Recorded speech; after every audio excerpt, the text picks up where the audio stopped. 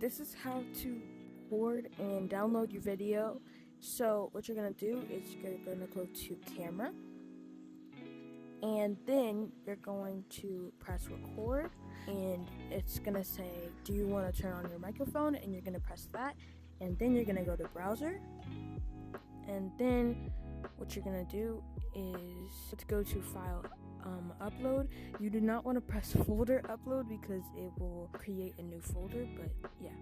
And file upload, this one, and it will say when it was created, what time, and duration, which is how long is the video. So what you're gonna do is press select, and then less than a minute, and it's gonna be uploading. And then you can press over here, you can watch it, and then you can download it.